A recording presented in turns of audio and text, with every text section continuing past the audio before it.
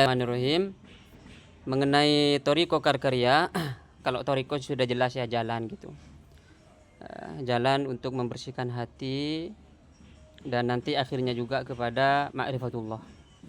Yang kedua, Karkaria ini, Karkar ini bukan dari bahasa Madura, tapi ini adalah nama gunung atau wilayah di Maroko. Jadi At-Tariqatul Karkariyatu adalah torikoh yang berasal dari Maroko atau torikoh yang berasal dari wilayah Karkar, di mana wilayah Karkar ini ada di desa Al-Arawi, provinsi Nador, negara Maroko. Kemarin saya 3 bulan ke sana.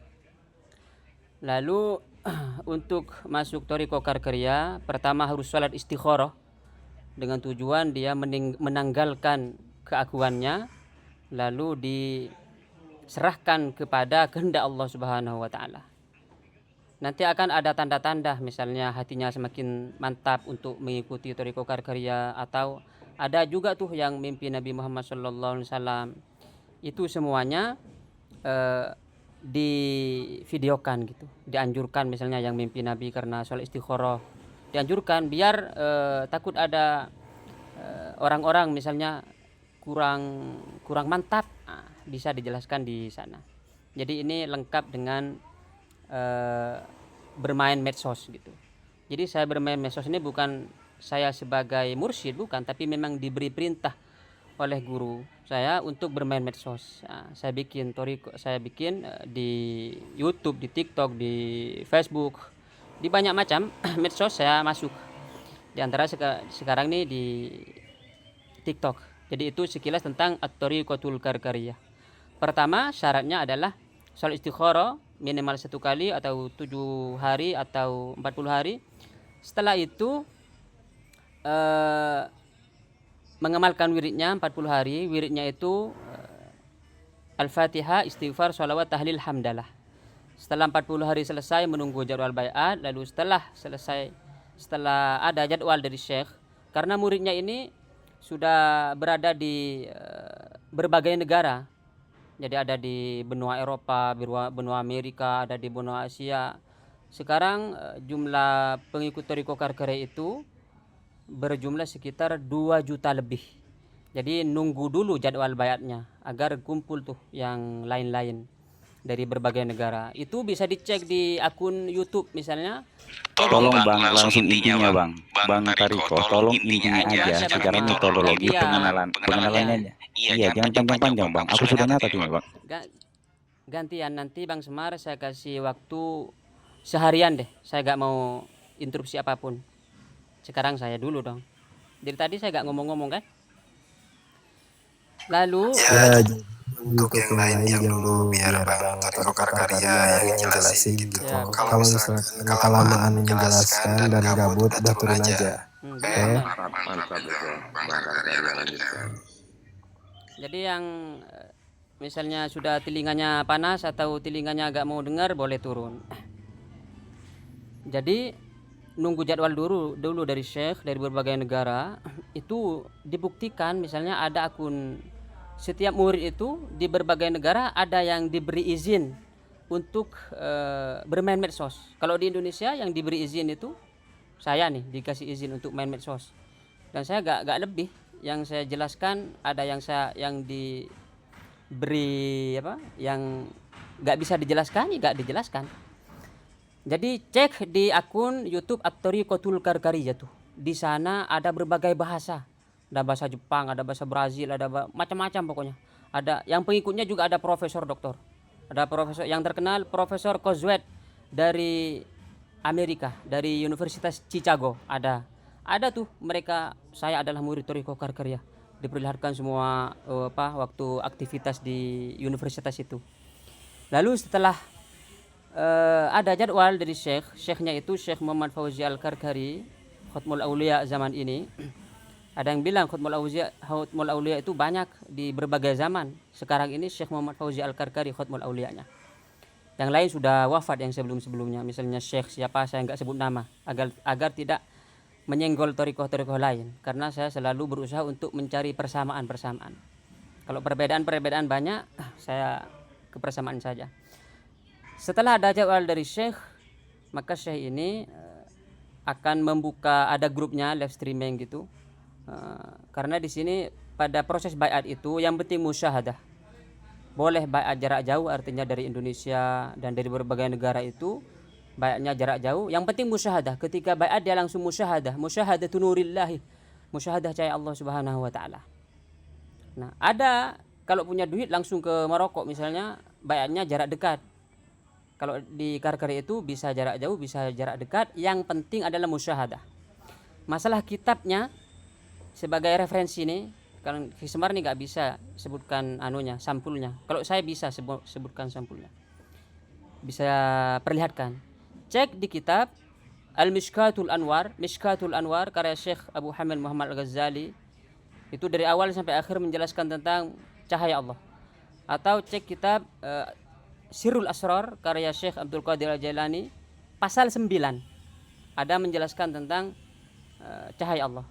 Atau kalau mau kitab tafsir, cek kitab Al-Bahrul Madid karya Sayyidi Ibnu Ajibah. Ada di sana tentang cahaya Allah juga. Maka di Thariqah Karkari itu ketika berbaiat langsung musyahadah cahaya Allah. Langsung murid itu musyahadah ini dia memejamkan mata, di ruang gelap dia melihat cahaya. Cahaya Allah ini sesuai ada dalam Al-Qur'an, Allahu nuru samawati wal ard. Allah cahaya langit dan bumi. Mathalu nurihi kamishkatin fiha misbah. Al-misbahu fi zujaja, az-zujaja ka'annaha kawkabun durriyun yuqadu min syajaratin mubarakatin zaitunatin la syarqiyatin wala gharbiyah. Jadi cahaya Allah itu mathalu nurihi, perumpamaan cahayanya, mishkat, misbah, zujajah, kaukab durri. Jadi seorang murid atau seorang calon murid ketika musyahadah melihat empat-empatnya itu, mishkat, misbah, zujajah, kaukab durri, dilihat empat-empatnya sesuai penjelasan Al-Quran. Kenapa harus pejamkan mata dan di ruang gelap? Karena agar tidak ragu bahwa yang dilihat itu adalah bukan cahaya listrik misalnya, atau cahaya lampu atau cahaya apa. Jadi di ruang gelap dan mata terpejam, dia melihat cahaya. Jadi dia langsung masuk ke alam malakut. Jadi ketika dia berzikir menghadap kiblat, berwudu, kalau bisa berharum-haruman, dia pejamkan mata dulu untuk proses pertama, proses awal-awal.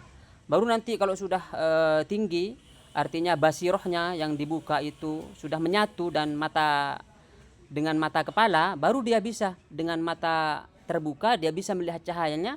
Tapi yang dia lihat cahaya itu dia bukan di alamul mulki wasyahadah, bukan di alam dunia ini, tapi tetap di alamul malakut. Jadi yang dia lihat itu adalah karena sudah bersatu antara mata kepala dan mata hati, maka sebenarnya mata kepalanya ini tembus ke mata hatinya, lalu mata hatinya itu yang melihat gitu. Jadi tetap yang musyahadah itu basirohnya. Lalu tujuan dari Thariqah Karkariyah itu musyahadah cahaya Allah, dia adalah membersihkan hati. Jadi membersihkan hatinya dengan cahaya tadi. Jadi ketika seorang murid Thariqah Karkariyah itu yang musyahadah cahaya Allah, melihat cahaya tadi dengan mata hatinya, maka mata hati ini, maka cahaya ini dia membersihkan itu. Sebagaimana cahaya membersihkan kegelapan, maka cahaya Allah juga nanti akan membersihkan kegelapan ujub, kegelapan sombong, kegelapan riya, kegelapan bakhil misalnya, kegelapan juban, macam-macam kegelapan dihapus. Jadi perjalanan di Thariqah Karkari itu dari cahaya ke cahaya. Setelah musyahadah cahaya Allah di pertama, langsung dia tuh musyahadah lagi, cahaya ke cahaya ke cahaya ke cahaya ke cahaya. Baru setelah minimal nih jiwanya itu mutmainnah. Mutmainnah itu tandanya adalah ala bidzikrillah tatmainnul qulub. Ketika disebutkan Allah dia tenang dalam keadaan apapun. Lalu dia berangkat lagi ke cahaya lain, ke radiyatan mardiyah, ke jiwa radiyah, ke jiwa mardiyah, lalu ke jiwa kamilah. Maka nanti perjalanannya itu dari sir ke sir. Sir pertama dia tentang bahruzat. Jadi dia dilemparkan ke lautan hakikat. Baru setelah itu perjalanannya dari lautan sir ke lautan sir ke lautan sir. Jadi berjalannya setelah dari cahaya ke cahaya ke cahaya, baru perjalanan dari sir ke sir ke sir ke sir. Tetapi begini, ada tetapinya. Tetapi tujuannya tidak ada lain ketika masuk toriko ini adalah untuk membersihkan hati, membersihkan hati, membersihkan hati, membersihkan hati gitu. Jadi untuk sampai kepada sir itu tetap ibadahnya karena Allah Subhanahu wa taala. Tidak boleh ada ibadah itu tujuannya untuk mendapatkan sir atau mendapatkan cahaya yang lebih tinggi misalnya, bukan. Tapi ini murni niatnya adalah untuk membersihkan hati atau bertaubat. Nah, baru setelah itu kalau sudah dalam proses ini, artinya dia pegang teguh-teguh bahwa saya berzikir itu karena Allah Subhanahu wa taala, ingin bertaubat. Karena zikirnya memang astagfirullah terus, astagfirullah, astagfirullah, astagfirullah, bertaubat. Maka setelah itu perjalanannya berjalan mulus tuh dari cahaya ke cahaya ke cahaya, terus sampai kepada sirnya gitu. Maka pegangan pokok di dalam thariqah karkariyah itu adalah istahkir nafsak wa azim ghairok. Istahkir nafsak, nilai dirimu hina, azim ghairok, dan agungkan orang lain. Yang dimaksud orang lain ghairok itu adalah baik benda mati seperti misalnya tanah, batu, angin, api dan segala macam. Terus baik juga pohon-pohon, pohon apapun, baik juga hewan-hewan, dan baik juga manusia dan makhluk Allah yang lain, itu harus dinilai agung gitu. Dengan memegang dua pegangan ini, istahkir nafsak wa azim ghairok, menilai diri sendiri ini hina dan yang lain tadi agung, dia terus istighfar, astagfirullah, astagfirullah, astagfirullah. Perjalanan dari cahaya ke cahaya ke cahaya terus berjalan sampai kepada, asalkan pegang kuat-kuat yang tadi itu, ke sir ke sir ke sir. Lalu pada proses itu syariat ini tidak boleh ditinggalkan. Sholat, zakat, puasa, haji, semuanya tidak boleh ditinggalkan. Dan juga rukun, misalnya rukun Islamnya juga ditinggalkan, rukun Islamnya tidak, rukun Islamnya tidak tinggalkan, rukun imannya juga tidak ditinggalkan. Jadi ngajinya ada, fikihnya ada, tauhidnya ada, tasawufnya ada. Jadi begitu tuh terus seperti itu. Baru setelah proses ini selesai ini, maka sampai kepada al-wusul haitsu la wusul. Ke situ tuh. Jadi itu sekilas tentang thariqatul karkariyah. Demikian.